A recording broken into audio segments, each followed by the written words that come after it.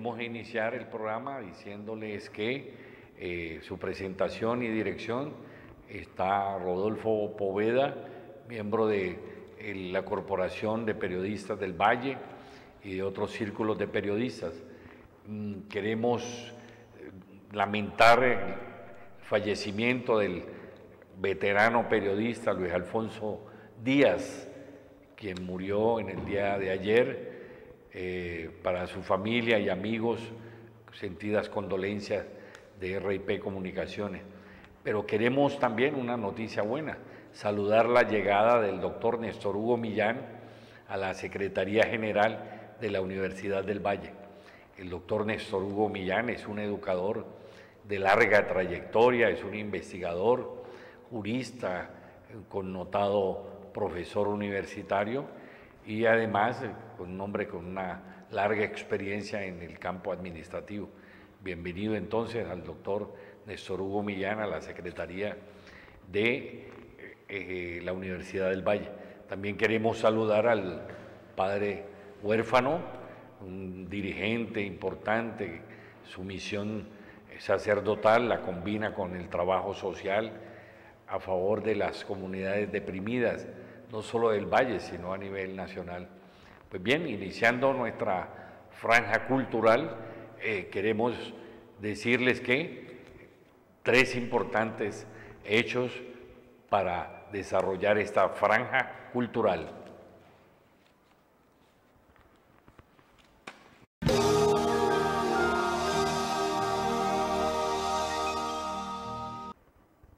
La primera nota tiene que ver con la creación del departamento del Valle del Cauca. En un libro cuya autoría es el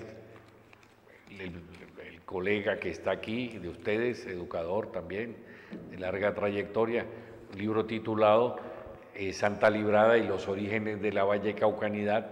Allí hacemos una reseña de cómo surge el departamento del Valle del Cauca.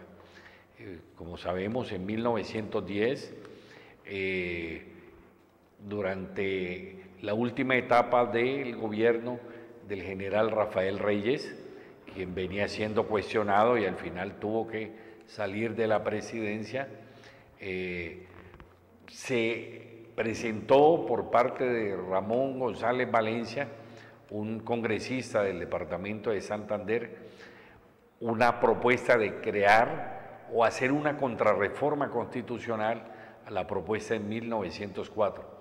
Y afortunadamente un ilustre profesor del Colegio de Santa Librada, había sido egresado también, el profesor Euclides Riascos, logra consolidar la propuesta de contrarreforma constitucional para que fuera aprobado la creación del departamento del Valle del Cauca. Su primer gobernador fue otra persona que desde muy joven estuvo vinculada al Colegio de Santa Librada, el profesor doctor Pablo Borrero Ayerbe, quien en 1910 se convierte en el primer gobernador del departamento del Valle del Cauca.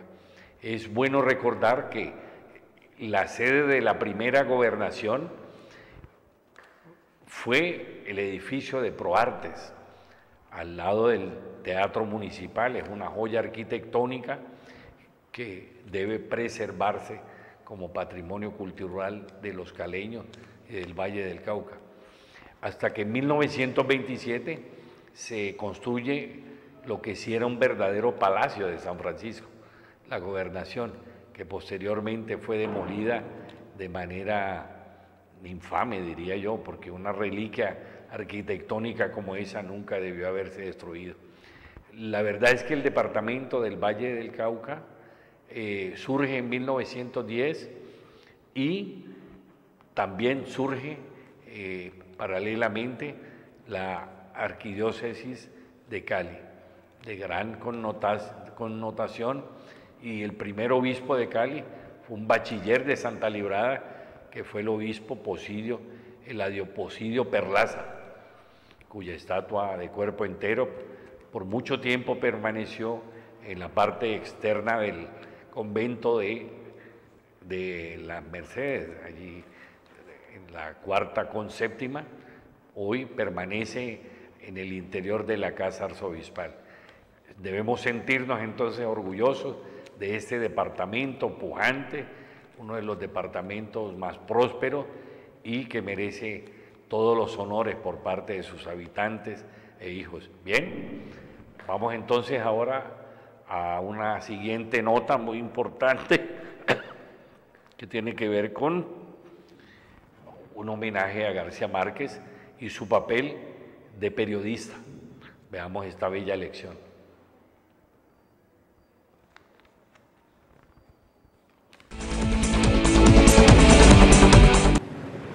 Aunque siempre soñó con escribir cuentos, Gabriel García Márquez tuvo muchos intentos fallidos hasta que llegó a Kafka, el gran descubrimiento de Gabo. Un método para contar una cosa que yo no lo tenía. Fue una verdadera resurrección. De ahí me levanté a escribir mi primer cuento, el primero que se publicó. Años más tarde llegaría a ser periodista del Espectador y el periódico El Universal. Con su capacidad descriptiva y grandes reportajes, forma una escuela de periodistas y un estilo periodístico por convicción. Un reportaje es un cuento totalmente fundado en la realidad. Gabo buscó además a través del cine contar qué pasaba con la Colombia de los carteles. Noticia de un secuestro resultó muy incómodo para muchos, pero decía la verdad. Ha sido mi libro más difícil, más complejo, más triste, pero tengo la esperanza de que sea un espejo en el cual los colombianos se vean y nos demos cuenta cómo somos, a ver si logramos arreglarnos un poquito. Así se volvió Gabo, un hombre político de emergencia, amenazado, con visas negadas y una posición clara que vio a través del cine la posibilidad de sentar precedentes. Llegué a tenerle tanto amor al cine que pensé en hacer cine por lo mismo que hice novela y cuento y por lo mismo que hice periodismo. Un explorador que traspasó la narrativa con capítulos de relatos reales que destinan la ficción como una ventana mágica a la imaginación. Reportajes que parecen cuentos pero están fundados en la verdad. Ahí está el auténtico Gabo, inmortal en cada párrafo, lleno de historias que hoy cerraron sus últimas páginas.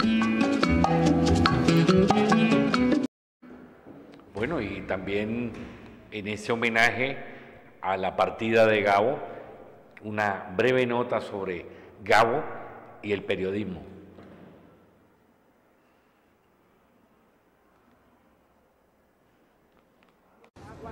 En Bogotá escribe sus primeros cuentos que se publicaron en el suplemento del prestigioso periódico El Espectador.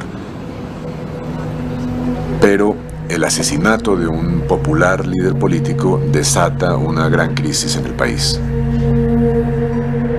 Huye de la violencia de la capital y vuelve a la costa, pero no a su casa, va a Cartagena. Sin nada, sin posesiones, sin dinero, va a buscar trabajo. Los primeros números del Universal. Exacto, los primeros números del Universal. Del 8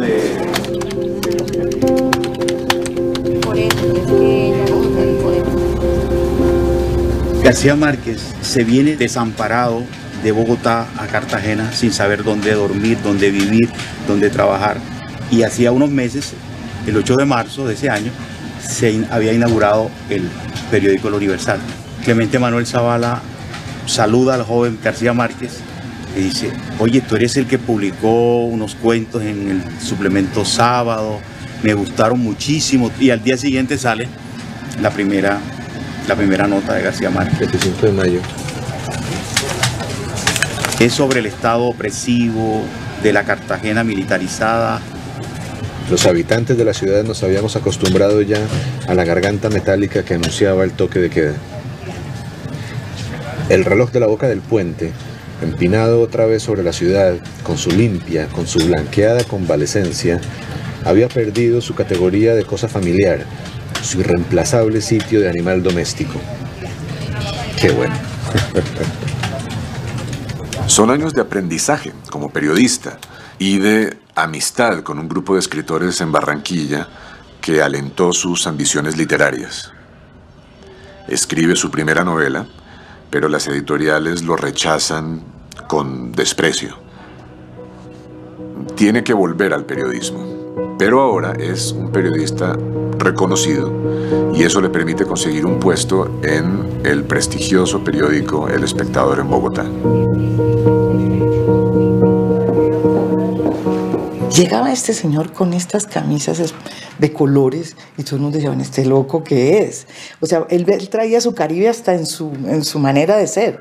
Gabo a lo largo de su vida se fue, digamos, cambiando esos colores, pero él siempre quiso ser muy estéticamente, además, muy distinto de las personas que vivíamos en Bogotá. Está escribiendo crítica de cine que le gusta, pero al mismo tiempo después de un poco le aburre. Lo que quiere ser es reportero. Deja de ser ese tipo de periodista cronista típico latinoamericano que escribe cosas inventivas, imaginativas. García Márquez empieza a escribir reportajes que son al mismo tiempo obras literarias. La crónica del náufrago es impresionante porque esa es una noticia que sale en todos los periódicos, en todos. Después de un mes y medio de estar con el náufrago, se sentó, volvió, retrotrajo la historia y empezó a escribirla como si fuera una novela. Bueno, y se empezó a vender El Espectador. ¿De qué manera? La gente compraba El Espectador solamente por ver la crónica próxima que iba a sacar García Márquez en una historia que ya todo el mundo había contado.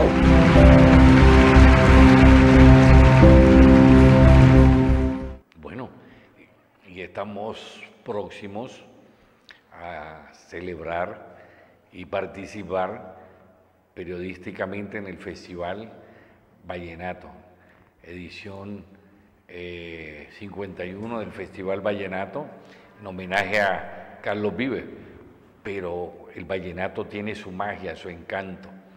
Por eso hemos querido rendirle un homenaje a uno de los hombres excepcionales, compositores mágicos, que representa ese realismo, que es Leandro Díaz, en una de esas crónicas y reportajes magistrales del maestro y gran amigo Ernesto Macaula.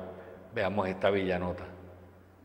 Leandro, el autor de Matilde Lina, de La Diosa Coronada y de muchas otras canciones, tiene una forma de expresarse sin duda muy particular y una sabiduría inmensa que, según él, se basa y parte de que es ciego.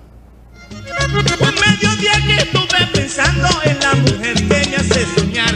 Las bellas aguas del río Tocaimo me dieron fuerzas para... Menciones tan precisas de la naturaleza como la de las aguas del río Tocaima en la legendaria canción Matilde Lina son sorprendentes si se tiene en cuenta que quien las dice es un hombre que nació ciego y jamás ha visto. ¿Cómo lo hace? Muy fácil. Los riachuelos de nuestra tierra siempre vienen de la serranía. Todos. Entonces, como en esta época de invierno, pues arrastran tierra, basura, árboles. Entonces, de por sí que el agua no puede estar cristalina, tiene que estar un poco... Cuando en la época que yo hago cierta canción como tal, fue en un mes de diciembre, ya no estaba lloviendo. Ya por aquí ya había dejado de llover. De por sí que tenían que estar más o menos puras las aguas. Que ya no traían, no arrastraban tierra ni nada de esas cosas. Y en el momento de inspirarme, se me dio por decir las aguas claras del río Tocaima. Ay, la vida de la mujer es invencible y profunda. Los cambios que da la luna los da la mujer también. Los cambios que da la luna los da la mujer también. Eso es muy fácil de comprender. La luna cambia 4 veces al mes. Y las mujeres cambian 400 veces al mes.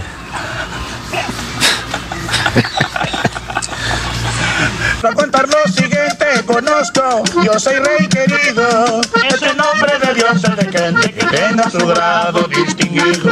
Ese nombre de Dios es de gente que tenga su grado distinguido. Y que vivan el mismo movimiento, que tengan el mismo pensamiento y que vivan libre la sabana. Si usted volviera a nacer y tuviera oportunidad de pedirle algo a Dios, ¿qué le pediría, maestro Leandro? Yo creo que volver a nacer ni lo pienso, porque eso no existe. Y a Dios no tengo muy poco que pedirle, porque Él, a pesar de todo, me ha dado mucho. Y si usted tuviera algo que pedirle, que Él se lo fuera a conceder, que usted tuviera la certeza de que se va a conceder, ¿qué le pediría? No, yo no creo pedirle más de lo que Dios me ha dado, porque yo creo que pedir más ya se vuelve uno como... Uno debe ser realista, o sea, uno debe vivir con lo que Dios le da. ¿Usted sería tan buen compositor, maestro Leandro, si viera? No creo. Yo creo que a mí me salva eso. ¿Por qué? Porque yo hago cosas que no hacen los que ven. Y esa es la inquietud de la humanidad. Pero de pronto yo no, a la edad que tengo de estar componiendo, son 45 años, y todavía estoy parejo con cualquier joven que esté de 20 años. Yo creo que si yo tuviera mi vista no hubiera logrado ese objetivo. Porque le hubiera tenido menos dedicación, de pronto me hubiera vuelto vicioso. O me hubiera dormido en los laureles de algunas canciones. Tal vez es decir, no lo hubiera logrado, seguro. Maestro, ¿usted no le resiente a la vida el hecho de no ver? No. Porque yo creo que para mí lo más grave sería tener que implorar una limosna. Tener que andar de casa en casa implorando una limosna sería para mí el peor castigo que podía haberme dado Dios. Y afortunadamente fue lo que más me evitó. No pedir, no implorar una limosna.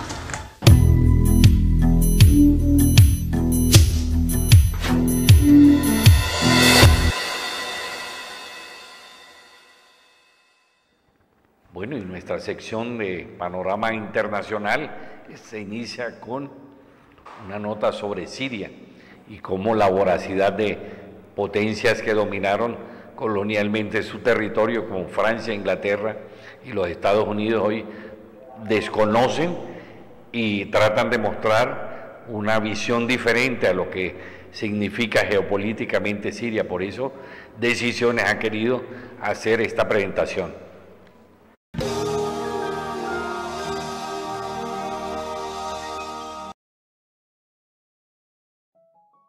Siria está aquí, a 8 horas de avión de España. Es la mitad de grande y su población se concentra aquí. ¿Por qué? Porque toda esta zona es un enorme desierto, pero un desierto muy importante. Tiene 1/3 de las reservas de petróleo del mundo y también de gas natural, según algunos el nuevo petróleo. Para sacarlo de aquí y llevarlo a Europa, hay que rodear toda esta península y salir por el canal de Suez. Como te puedes imaginar, aquí te cobran. Pero hay otra manera más fácil. La línea recta. El que controle estas tuberías las puede abrir y cerrar, como un grifo. Si no pagas, no hay petróleo, ni gas. Esta región es la polla. La civilización en el planeta empieza en 3 sitios y este es uno de ellos. Mesopotamia, aquí. Sumer, que te sonará menos, pero es el puto inicio de todo. Aquí también. ¿Recuerdas la Torre de Babel de la Biblia? La hicieron estos tíos. Egipto, aquí. Siempre ha sido un punto de contacto entre Oriente y Occidente, dando a Asia salida al Mediterráneo. Quizá por eso aquí nacen las principales religiones monoteístas, el judaísmo, el cristianismo y el islam. El islam es el último que llega y de hecho acoge a las 2 anteriores. Adán, Noé, Moisés, Jesucristo son considerados profetas islámicos. Bueno, al grano. Como la zona es la hostia, todos han querido controlarla y siempre ha estado dentro de algún imperio. Persas, griegos, los romanos. El imperio romano termina partiéndose en 2. Y finalmente solo sobrevive esto. Ahora es cuando la última religión monoteísta, el Islam, construye su propio imperio. ¿Te acuerdas de las cruzadas? Bueno, pues son los europeos cristianos intentando recuperar esta zona de la que estamos hablando. Los últimos en llegar son los turcos, que ojo, no vienen de Turquía, sino de a tomar por culo en Asia, junto con Gengis Khan. Lo conquistan todo y fundan el Imperio Otomano. El Imperio Otomano se queda ahí hasta la Primera Guerra Mundial. 600 años. Cuando acaba la Primera Guerra Mundial, aparecen pequeños países donde antes estaba el Imperio Otomano. Y por primera vez vemos a Siria en un mapa. Hasta ahora la habíamos dibujado para no perdernos. ¿Y quién se inventa esos países? Lo que te voy a contar es alto secreto. Bueno, lo era en 1916. Este súper secreto se llama Acuerdo de Sykes-Picot. Los franceses y los ingleses no podían derrotar solos al Imperio Otomano. Solo podían si les apoyaba la gente que vivía dentro, en su mayoría árabes. ¿Cómo se los ganaron? Pues les prometieron la Gran Arabia, un país solo para ellos. El único problema es que era un timo. Antes de seguir, recuerda una cosa. Los árabes son un pueblo, pero no una religión. O sea, un árabe puede ser musulmán, puede ser cristiano, y antes del Islam parece que hubo tribus árabes con tradiciones judías. Bueno, pues a los árabes no les dieron ese único país que les habían prometido. En su lugar, franceses y británicos crearon muchos países pequeños. Estos países, obviamente, no eran países de verdad, sino zonas bajo su control con gobernantes puestos por ellos. Durante este tiempo hacen lo que quieren con la zona. Recuerda que hay petróleo. Siria, aunque no tiene grandes reservas, tiene fácil salida al mar, y Francia, que es la que se ha quedado con Siria, se lo da a compañías extranjeras. Después de la Segunda Guerra Mundial, los europeos se van. En el caso de Siria, son echados a patadas. Pero antes de irse, crean otro estado, Israel. No es el momento de hablar de ello, pero es un estado muy polémico que sus vecinos no reconocen. La prueba es que nada más irse los británicos, todos estos estados lo atacan. La zona, a partir de ahora, va a ser una puta bomba de relojería. ¿Y mientras qué pasa en Siria? Bueno, pues no es muy estable. Tiene golpes de estado constantes. En esa época aparece en Siria una ideología que se hace con el control y se expande por el mundo árabe, el Ba'ath. Esta ideología mezcla el antiguo sueño de una sola nación árabe con ideas socialistas. Y algo muy importante, es laica, o sea que no es religiosa. Siria se llega a unir con Egipto, un país con el que no tiene frontera. Pero no es algo raro, muchos de estos países intentan hacerlo también. Como recordarás, a esta gente se le había prometido un solo país y las ganas las seguían teniendo. Pero la unión falla. En este tiempo Egipto les convence para nacionalizar el petróleo. En Siria, Al-Assad, el padre del Assad de ahora, se convierte en jefe del estado Ba'ath. En Irak, también Ba'ath, comienza a ganar fuerza Saddam Hussein. Las diferencias entre ambos países dividen a los partidos Ba'ath de otros países en pro-Siria o pro-Irak. Ahora ocurre la Guerra Fría. El mundo se divide en dos, o eres de Estados Unidos o de la Unión Soviética. Son años muy movidos en los que se pegan constantemente con Israel, invaden su vecino Líbano y comienza una oposición islamista al régimen Ba'ath de Assad, los hermanos musulmanes. Vale, volvamos atrás un momento. Recuerdas que la mayoría de árabes eran musulmanes, ¿verdad? Pues dentro de los musulmanes hay dos ramas fundamentales, los suníes, la mayoría, y los chiíes. En el caso de Siria, a pesar de ser un estado laico, los gobernantes como Assad y jefes militares eran chiíes, los cuales representan menos del 13%. En cambio, casi el 70% de la población es suní. Un dato curioso es que los cristianos son casi el 10%. Que los chiíes controlen el gobierno y el ejército mosquea a la población suní, y este sentimiento es aprovechado por los hermanos musulmanes, islamistas radicales suníes. Estos toman las armas en la ciudad de Hama en contra del gobierno, y Assad acaba con la revuelta a costa de matar miles de civiles y encarcelar a mucha gente. En el año 2000, Assad padre muere y le sucede Assad hijo. Ante las presiones libera a muchos presos, trae internet y esperanzas de cambio. Hay un periodo de gran debate político y aparece la oposición. También vuelven los hermanos musulmanes. Los siguientes años son difíciles. Arrestan a la oposición. Y Bush incluye Siria en el eje del mal, y esto la aísla. Está mal visto negociar con Siria. Los kurdos, un pueblo que vive distribuido por varios países de la zona, empiezan a protestar también. Hay represión y muertos. En 2011, te sonará esto, ocurre la Primavera Árabe. ¿Qué es esto? Bueno, es una protesta que se va propagando por todos los países árabes pidiendo más democracia. Como ves, el mundo árabe, a pesar de estar dividido en países, tiene tendencias generales. Cuando llega a Siria, Assad hijo termina usando el ejército y en los enfrentamientos mueren unas 1000 personas. Los enfrentamientos irán escalando hasta que se conviertan en guerra civil. No hay un momento exacto de inicio. Lo importante es que hoy en día hay numerosas facciones en juego. Vamos a verlas. Pero primero piensa en que todo está dividido entre chiíes, la minoría, y suníes, la mayoría. Chiíes y además laicos, o sea no religiosos, son el gobierno de Al-Assad. Controla todo esto, que si recuerdas son básicamente las zonas chiíes del país. El gobierno de Assad está enfrentado al resto. También mayoritariamente laico, pero suní, es el Ejército Libre de Siria o FSA en inglés. Junto con el Frente Islámico, que es religioso, y otros 70 y pico grupos más, forman una coalición que la prensa llama simplemente la oposición. También suníes e islamistas, pero radicales, son Al-Nusra, llamados Al-Qaeda en Siria, porque son básicamente eso, Al-Qaeda en Siria. Otros islamistas radicales son el ISIS o Estado Islámico.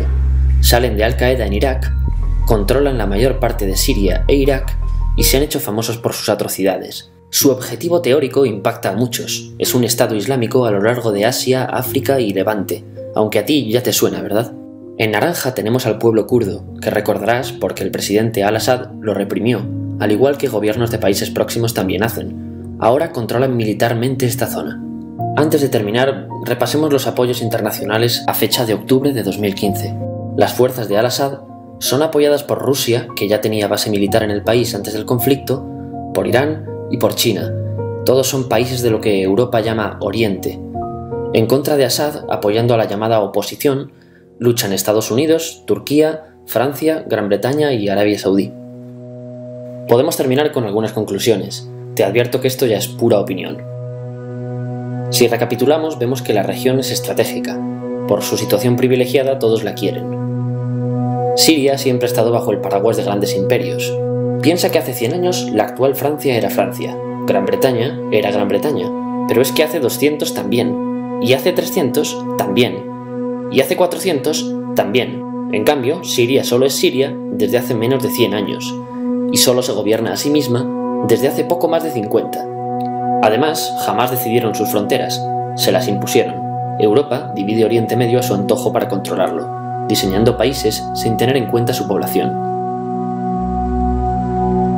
Muchos historiadores dicen que todo pueblo tiene la necesidad de manejar su propio destino, pero estos ingredientes que hemos visto juegan en contra de proyectos como la Siria Ba'ath, que encima usa la represión para mantenerse. En última instancia, producen una guerra civil.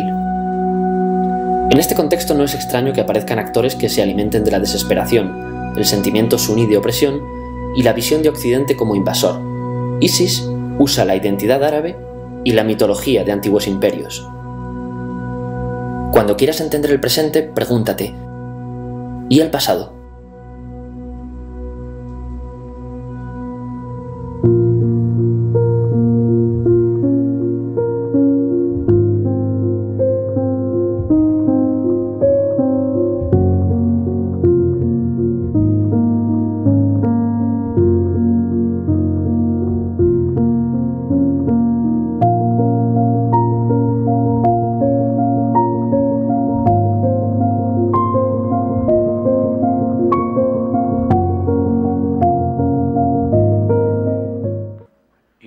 Cómo estas potencias inventan atentados que hoy se denominan en la estrategia geopolítica de bandera falsa. Observemos.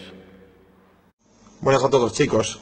Aquí otra entrega de Infocata. Simplemente quería enseñaros este vídeo porque es perfectamente el ejemplo de cómo se realiza una acción de falsa bandera, ¿vale? Quiero que lo veáis y prestéis atención al mismo. Bueno, esta gente quiero que sepáis que no sabían que estaban siendo grabados desde una cámara de seguridad de un edificio, ¿vale? Bueno, os explico. Han colocado una carga explosiva en el coche número 1, toman una distancia de seguridad con el coche número 2 y ahora quiero que veáis lo que ocurre en el vídeo. Atentos.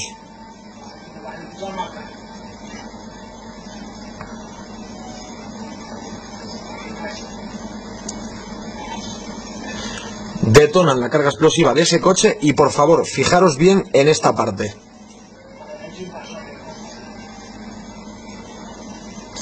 ¡Vaya! Pero si son todas esas víctimas de las que los medios de comunicación nos hablan. O un momento, no. ¿Es una película? ¿Son actores? Vaya, pero si son actores. ¡Qué cosas, eh! No se crean que son tontos, eh. Han traído una ambulancia para hacer el paripé de puta madre. Bueno, el vídeo dura como 2 minutos, pero no me voy a extender tanto. Esto es lo que luego los medios de comunicación te venden bajo la bandera de lo que ellos te quieran vender, ¿no? Pues si ha sido un ataque aéreo, o ha sido un ataque químico, o ha sido lo que sea. El paripé es perfecto, ¿eh? Luego traen una figurante que es una madre que se lleva las manos a la cabeza, un tío que chilla, no, hay bastante saltado. Bueno, yo simplemente quiero que veáis esto y decirme, ¿seguís creyendo lo que os dice la tele o pensáis que todo está absolutamente más manipulado de lo que ya sabéis que está manipulado? En fin, que tengáis un buen día. Y con esa estrategia se inventaron el ataque con gases químicos para justificar la agresión militar que le hicieron a Siria. Observemos. El Ministerio de Defensa ruso acaba de presentar los testimonios de 2 médicos sirios que afirman que no hubo ningún ataque químico en la ciudad de Duma. Asimismo, comentan que en los videos en los que según los países occidentales se muestran las víctimas de dicha agresión, en realidad son imágenes de los heridos en un bombardeo a un edificio. El 8 de abril, el domingo, fue bombardeado uno de los edificios. Las plantas de arriba fueron destruidas. Se llevaron en ambulancia a los heridos de las plantas de arriba. En la baja se produjo un incendio. Esta planta y el sótano se llenaron de humo. Los llevaron a urgencias. Empezaron a atender a los heridos y cuando trabajábamos no nos dábamos cuenta de quién nos estaba grabando. Nos filmaban cuando llegó un hombre y empezó a gritar que era envenenamiento químico. Este hombre, un desconocido, decía que la gente había resultado afectada por armas químicas. La gente se asustó y empezaron a echarse agua unos a otros y a respirar de los inhaladores. Los médicos del hospital nos decían que no había un envenenamiento químico. Me llamo Khalil Aziz, soy estudiante de la Universidad de Medicina. Trabajo en el Hospital Central de la ciudad de Duma, en el departamento de urgencias. El 8 de abril bombardearon un edificio. Las plantas de arriba fueron destruidas y en la primera se produjo un incendio. Nos trajeron a todas las víctimas de ese edificio. Los residentes de los pisos superiores tenían signos de asfixia por el humo del fuego. Ayudamos ante los síntomas de asfixia. Cuando prestaba ayuda llegó un extraño, no lo conocía. Dijo que había sido un ataque con sustancias tóxicas. Todos se asustaron, hubo una lucha. Los familiares de los heridos empezaron a echarse agua unos a otros. Otras personas que no tienen información médica empezaron a poner tratamientos para el asma en las bocas de los niños. No vimos ningún paciente con signos de envenenamiento químico.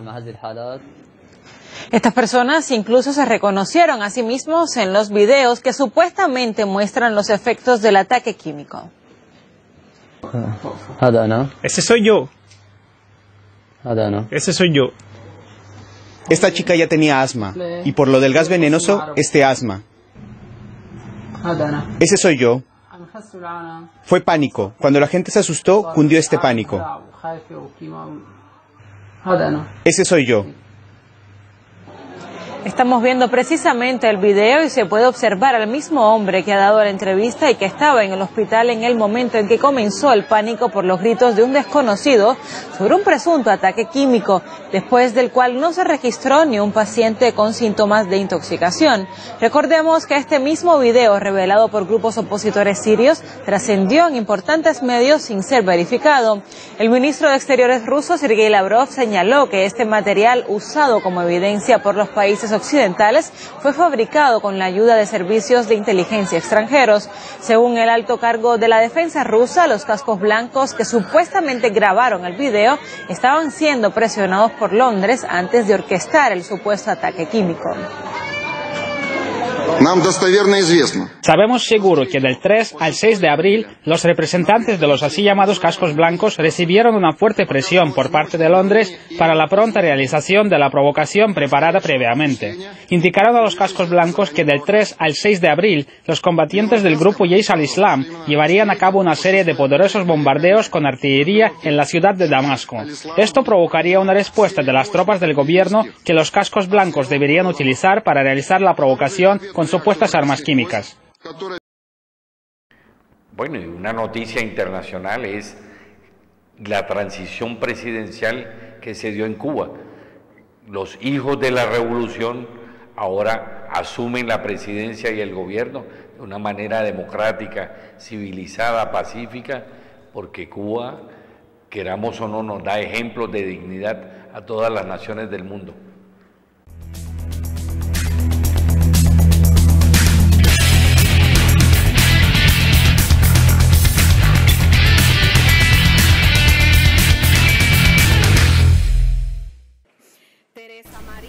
Los 605 diputados cubanos se reunieron este 18 de abril por derecho propio para la sección constitutiva de la 9ª legislatura de la Asamblea Nacional del Poder Popular.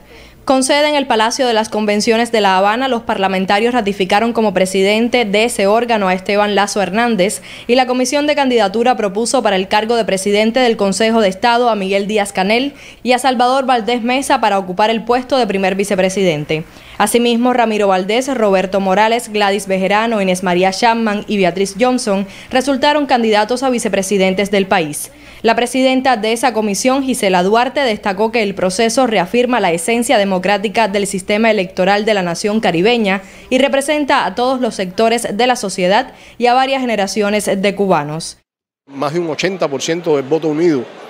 Eso es expresión de la conciencia política y del espíritu revolucionario de nuestro pueblo para alcanzar la representatividad más amplia y más democrática de nuestra asamblea en su composición. Yo creo que serían los dos elementos más característicos y más importantes que yo señalaría de este proceso eleccionario. La composición de la Asamblea, que como ustedes vieron, bueno, tiene un 53% o un poquito más de 53% de representación femenina.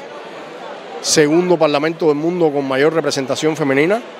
Yo creo que es una expresión del papel que ha alcanzado la mujer en nuestro país, la confianza en su capacidad, en la representación de nuestro pueblo, en los órganos del poder popular. Creo que 80 jóvenes estén representados en este Parlamento y que precisamente 80 sean entre las edades comprendidas hasta 35 años, primero es una muestra de la confianza en la joven generación de cubanas y cubanos y también la responsabilidad que asumimos a la hora de entrar a un parlamento que nos corresponde también representar a toda la juventud cubana.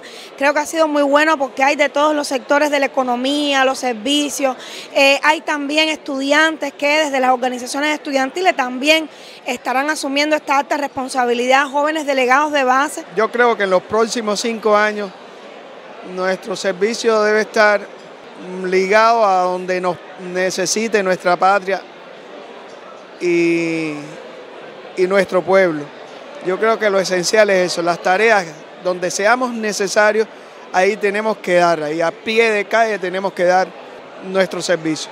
Hay una representación inmensa de jóvenes en el Parlamento y tenemos la tarea de seguir esto adelante, somos el relevo y tenemos, y sé que lo vamos a hacer y lo vamos a hacer bien, de llevar adelante todo lo que nos han enseñado los líderes de la revolución.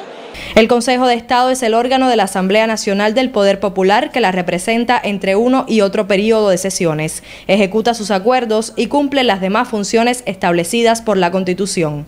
En votación directa y secreta, los parlamentarios deberán ratificar la candidatura propuesta y los resultados del sufragio se darán a conocer este jueves.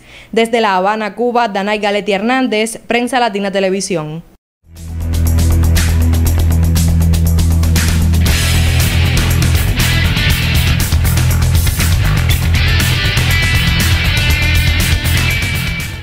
Y nuestra esperada franja, el humor también es realidad. Observemos estas caricaturas muy dicientes.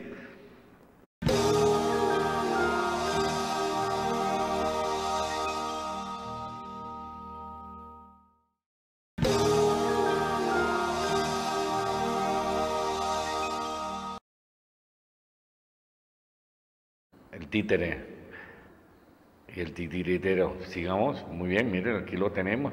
Aspirando a un tercer mandato, ¿no? Con su marranito títere.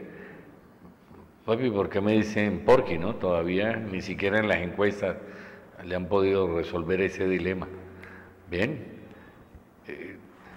Bien, quiero que, como mi maestro, desaparecer la Corte Penal Internacional del títere y el nuevo modelo de bomba de los Estados Unidos, ¿no?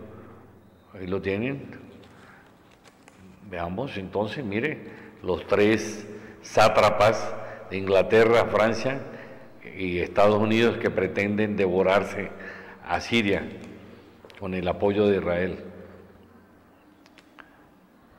Bueno, y pasamos a nuestra franja de noticias nacionales y veamos cómo un importante estudio periodístico nos muestra que nos falta, perdón, la nueva bacteria que está haciendo daño en la política nacional. Observémosla.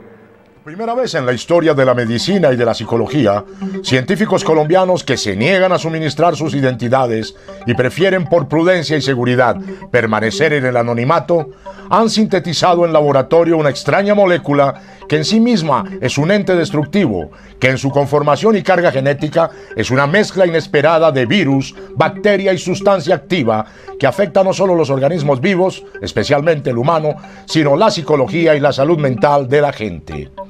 Jamás en la historia de la ciencia se había logrado encontrar un elemento tan tóxico, viral, nocivo y contaminante como este, que genera enfermedades físicas, mentales y judiciales. La extraña molécula que se reproduce rápidamente corrompe todo lo que toca y produce una extraña sintomatología en los infectados. Física y psicológicamente en los enfermos todo se vuelve falso. Canas falsas, diplomas falsos, promesas falsas, encuestas falsas, falsos positivos, falsos partidos de centro. El virus bacteria todo lo tuerce, contamina personas, instituciones, multitudes, medios de comunicación. Es una verdadera pandemia física y sobre todo moral. Muchos enfermos corrompidos por la molécula terminan cometiendo delitos o huyendo de la justicia. Todo lo que toca lo sala, lo pudre, lo corrompe. Los científicos que han descubierto esta molécula, inicialmente conocida como U1-Ri2B3, aseguran que por ahora el mal no tiene cura y que es resistente no solo a los antibióticos, sino a la justicia. Los académicos han dicho que la única manera de borrar su toxicidad y el odio que maneja es no votar por esa molécula el 27 de mayo. Y en nuestra franja nacional veamos por qué es un montaje y la acusación injusta contra Santrich.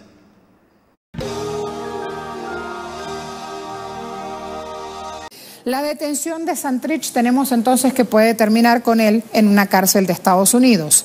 Eso ocurriría si finalmente el país acoge el pedido de extradición de Estados Unidos, un trámite que no va a concluir antes de 2 meses después de la primera vuelta de las elecciones presidenciales.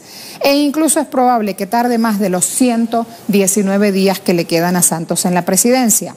Hay un artículo, el 1 del año 2017, en el que se creó la Justicia Especial para la Paz, que dice: si se alega que un ex integrante de la FARC, como Santrich, cometió delito después de la firma del acuerdo final, dice que en caso de que la ejecución de la conducta haya comenzado con posterioridad a la firma del acuerdo y no esté estrechamente vinculada al proceso de dejación de armas, la remitirá a la autoridad judicial competente para que sea investigada y juzgada en Colombia, sin incluir la posibilidad de extradición.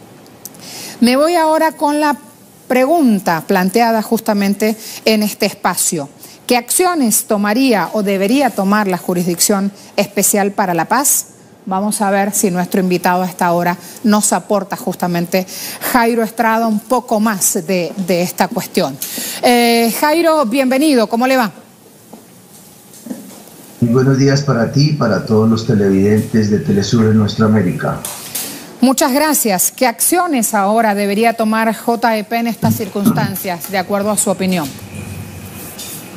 Pues lo que sigue es lo que está señalado en el procedimiento del acto legislativo de la Jurisdicción Especial para la Paz en su artículo 19 transitorio, y es que con base en la información que ofrezca la Fiscalía deberá valorarse si los presuntos delitos que se le imputan a Jesús Santrich fueron delitos cometidos después de la firma del acuerdo final y pueden considerarse en consecuencia como violatorios del acuerdo. En ese sentido, si ese fuera el caso, entonces la Jurisdicción Especial para la Paz devolvería el expediente para que este fuese tramitado por la vía de la justicia ordinaria. Pero antes, de todas maneras, quiero yo precisar que aquí ha habido todo un procedimiento violatorio del propio acuerdo. No tenía por qué la Fiscalía General de la Nación haber procedido a la detención de Jesús Santrich, precisamente porque este es un caso que le corresponde a la Jurisdicción Especial para la Paz. Aquí lo que ha quedado demostrado es que evidentemente hay una orquestación de un plan entre la Fiscalía colombiana y la justicia torcida de los Estados Unidos, que la conocemos muy bien en la experiencia colombiana, caracterizada por la producción de montajes judiciales, como ocurrió en el pasado con los juicios que se desarrollaron contra otro guerrillero colombiano, con Trinidad. Jairo, queda claro entonces la postura de FARC cuando dice que esto es un montaje liso y llano por parte de Estados Unidos.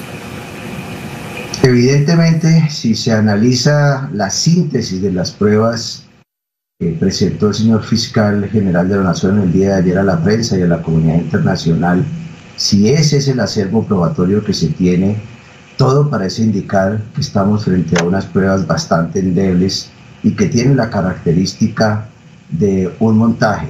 Habrá que mirar qué otras pruebas se van a exhibir, pero aquí, entre otras cosas, se pasa por alto que estamos en presencia de una persona que es invidente y que perfectamente en momentos determinados y en circunstancias determinadas puede ser manipulada.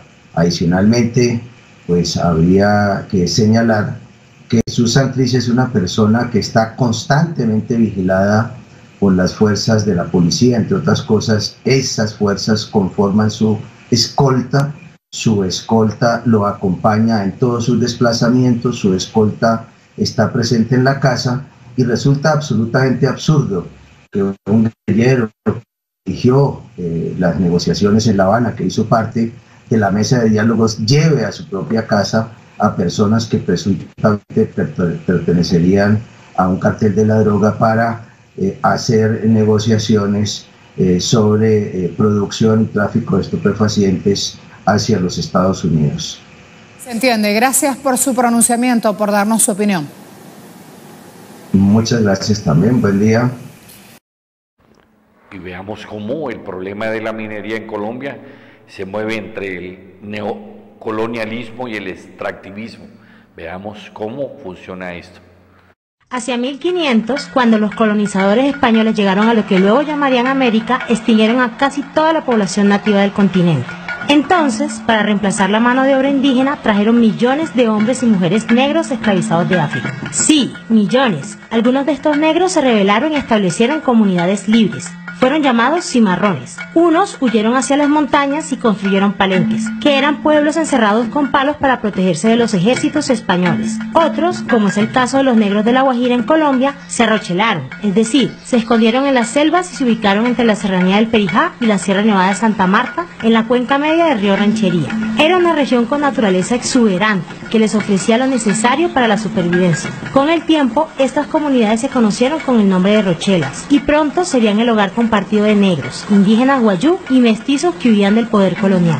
Estas comunidades lucharon por mantenerse libres durante más de 400 años a pesar de todo tipo de adversidades y amenazas. Primero, la presión permanente de los ejércitos esclavistas. Segundo, aunque en 1852 fue abolida la esclavitud, para nadie es un secreto que las personas negras no gozaban de los mismos derechos que el resto de los ciudadanos. Luego, a principios del siglo XX, durante la Guerra de los 1000 días, los terratenientes liberales quisieron apoderarse de los territorios guajiros, pero fueron derrotados por 5 comunidades afro, que a pesar de ser menos, lograron expulsarlos y proteger sus territorios. Gracias a esto, los negros de las comunidades de Roche, Patilla, Chancleta, Manantial y Tabaco fueron llamados bárbaros oscos, bárbaros por valientes y oscos por negros. Tantos años de resistencia y lucha por la libertad para que en pleno siglo XX, lo que conocemos como desarrollo, lograra lo que ningún ejército en 400 años pudo lograr, despojar a las comunidades de sus territorios. Resulta que debajo del suelo que habitaban los bárbaros oscos y los pueblos guayú se descubrieron yacimientos enormes de carbón térmico, que es, luego del petróleo, la segunda fuente de producción de energía eléctrica más usada en todo el planeta. Así fue como en 1976 el gobierno colombiano concesionó la extracción de carbón en La Guajira. En 1984 comenzó la etapa de explotación y pronto se convertiría en una de las minas de carbón a cielo abierto más grandes del mundo. Hoy exporta a todos los continentes cerca de 32 millones de toneladas de carbón al año. Desde el 2002 la empresa se llama Carbones de Cerrejón Limited y tiene permiso de explotación hasta el año 2034. Inicialmente Colombia tenía una participación del 50% en el proyecto, pero hace más de 20 años el Estado vendió su parte y hoy la empresa le pertenece en su totalidad a 3 multinacionales: Glencore, BHP Billiton y Anglo American. ¿Y cómo hicieron para explotar carbón en una región donde habitaban comunidades cientos de años atrás? Para hacerlo, el proyecto minero ha despojado de sus territorios a 35 comunidades entre guayú, afroguayú y afro. ¿Y cómo lo lograron? Así. Primero, el entonces Instituto Colombiano de Reforma Agraria entregó a las familias guajira títulos de propiedad de los predios que habían habitado durante años. Esto favoreció a la empresa, quien los persuadió de vender a muy bajo costo con la promesa de que la mina traería grandes beneficios para la región. Lo grave del caso es que, de acuerdo con la reforma agraria, estos territorios debían tener vocación exclusivamente agrícola, pero de manera ilegal fueron adquiridos para la explotación de carbón. Los que no quisieron vender y defendieron la permanencia en sus territorios han sido desalojados por la fuerza. De las 35 comunidades despojadas, solo 5 han sido reasentadas parcialmente, y la empresa no ha cumplido con las promesas de vivienda digna, trabajo, emprendimiento de proyectos productivos, educación y salud. En estos momentos La Guajira vive una alarmante crisis humanitaria, siendo el segundo departamento más pobre de Colombia. La mina se ha apropiado de Ranchería, el único río que existe en La Guajira. Lo han contaminado. Igual ha pasado con más de 9 arroyos que lo alimentan. Los han secado uno tras otro. Es así como la mina cambió las costumbres, la autonomía y la relación ancestral con la tierra de las comunidades guajiras. Se podría decir que después de 400 años de resistencia y lucha por la defensa de su dignidad y su libertad, las comunidades de La Guajira volvieron a ser esclavizadas y despojadas, esta vez por lo que llamamos desarrollo.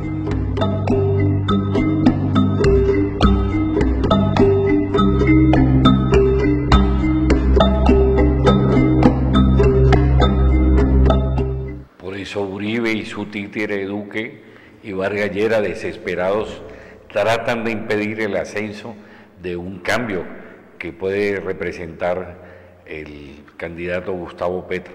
De todas maneras, los invitamos a que reflexionemos y que entendamos que somos capaces de cambiarle el rumbo a nuestra patria.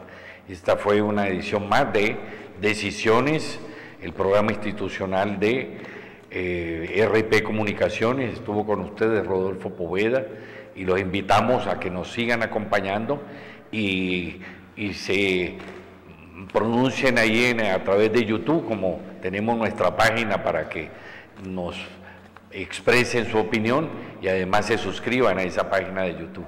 Decisiones, la opinión responsable, líder del periodismo alternativo en Colombia. Gracias.